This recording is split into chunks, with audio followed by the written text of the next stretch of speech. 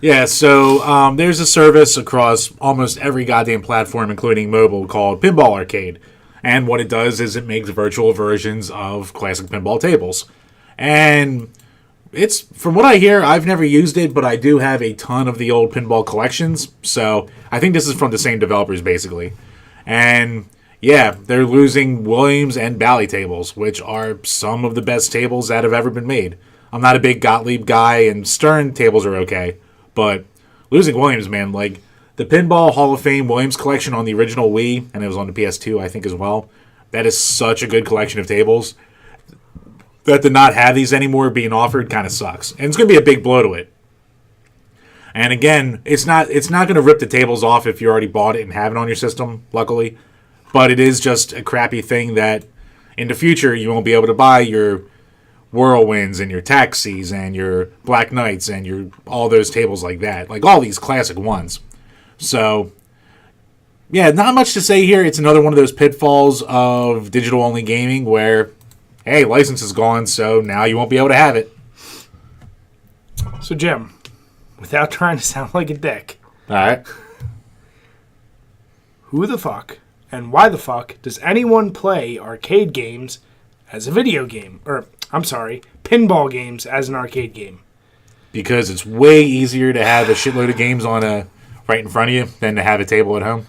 No, I'm aware of that, but isn't kind of the fun of a pinball game, the feel of it, the lights going off in front of you, the feel of the table moving, like, I feel like that's more of a, you're not playing it because it's so fun to watch the ball go up and down and get a score. I feel like it's when you're actually there in the moment. It's kind of like playing a video game version of pool or bowling or darts. You could do it, but like you're taking away the thing that makes it more fun, which is the actual experience of feeling it in your hand and doing it. The reason why you play video games of GTA 5 is because you couldn't actually go out and shoot someone and get away with it, or speed at 120 miles per hour and run to a tank and do goofy shit. Pinball, as a video game, makes no goddamn sense to me. Well, here's the thing with that. I want to hear you try and defend this. No. Go ahead. So, there's two schools of thought with video pinball games. First off, the physics has to be good in the games with the ball. Sure. Like, I've played a shitload of them, and there's some where the second it hits a bumper or it hits your flippers, it just, like, stops dead. Okay. And you just go, oh, this sucks. Or there's... The cool thing about video pinball games is you can do wacky crap with them that you can't do on a normal table. So, all the Crush series of games, for example, all the different enemies that can be walking around and all the different unlocks and special boss fights and games like that, or the Pokemon pinball games, or the Pinball of the Dead game, like... There's a lot of cool stuff that you can do, and doing it with the flipper mechanics just adds a different thing as aside to, say, another platformer or crap like that.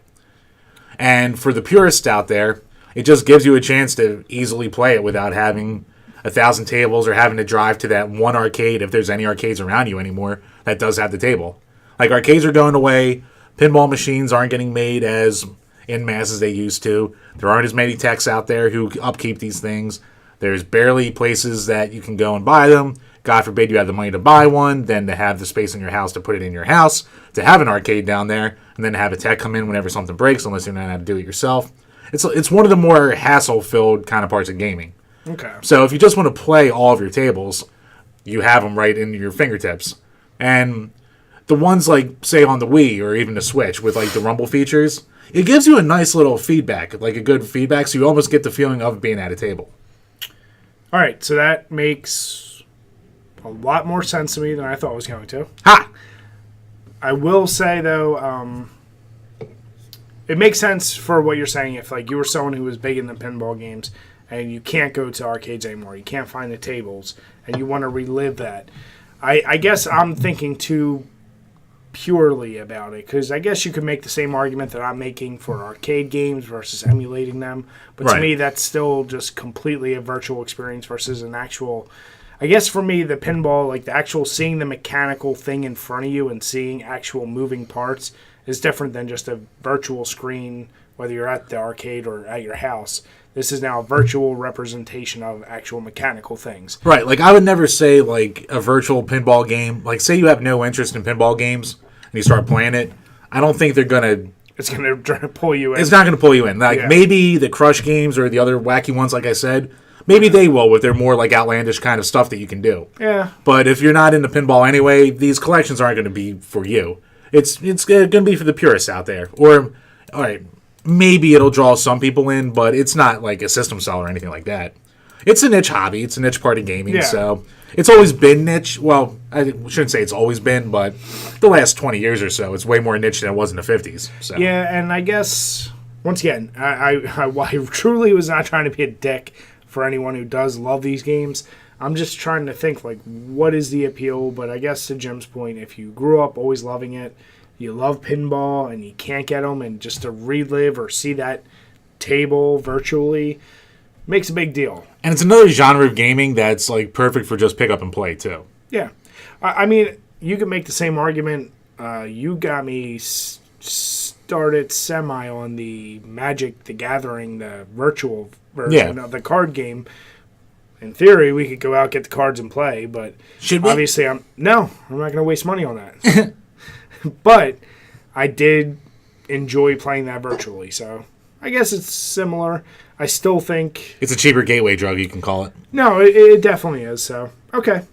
I take back most of my statement. Most. So, let us know what you think below, especially if you're someone who loves these pinball games.